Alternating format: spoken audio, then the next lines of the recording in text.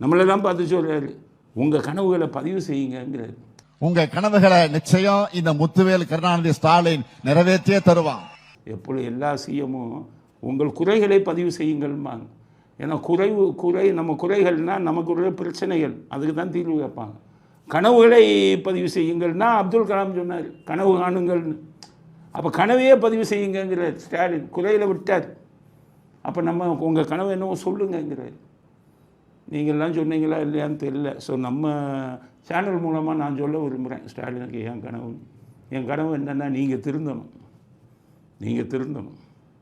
ஊழல் இல்லாத ஆட்சியை ஸ்டாலின் செய்தார் அப்படி செய்ய வேண்டும்ங்கிறது என்னுடைய கனவு. நடக்குமா? சரி. ரெண்டாவது, உங்கள் பையன் ரெஜெண்ட்டை ஊற்றி மூடணும்.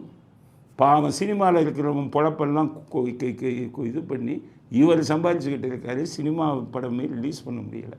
சினிமாவில் இருக்கிற அத்தனை பேருடைய கனவு ரெஜெண்ட்டை மூடிவிட்டு திரை உலகை விட்டு ஒதுங்கணும். நடிப்பை விட்டு ஒதுங்கின மாதிரி திரை உலகை விட்டு ஒதுங்கணுங்கிறது திரைப்படத்தை சேர்ந்த அத்தனை பேர் கனவு. நடக்குமா? நாங்கள் பதிவு செய்கிறோம். அடுத்தது, ஓட்டுக்கு 4000 கொடுக்குறீங்கல்ல, அதை நீங்கள் கொடுக்காம நீங்கள் எலெக்ஷனை நிற்கணும், போட்டியிடணுங்கிறது தமிழ்நாட்டு மக்கள் கனவு.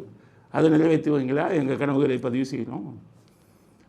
வெறும் வன்முறையில் ஈடுபடுவர்களை வச்சுருக்கீங்களே கட்சியில், உங்கள் எம்எல்ஏ என்ன பண்ணியிருக்கான் பாருங்கள்.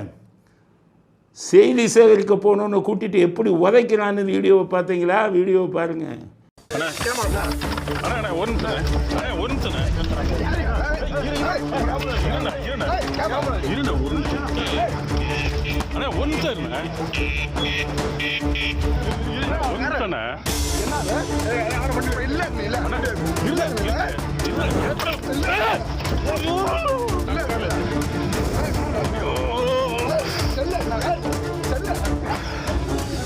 இவ்வளவு சமூக விரோதிகளையும் குற்றவாளிகளையும் எம்எல்ஏவும் எம்பியாவும் ஆக்கி வச்சுருக்கீங்களே.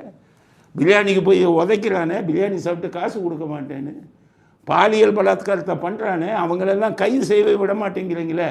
அவர்கள் மேல் நடவடிக்கை எடுக்காமல் அவர்களை காப்பாற்றுகிறீர்களே. எங்கள் கனவு சமூக விரோதிகளையும் குற்றவாளிகளையும் உங்கள் கட்சியில் இருக்கவே கூடாது. நடக்குமா?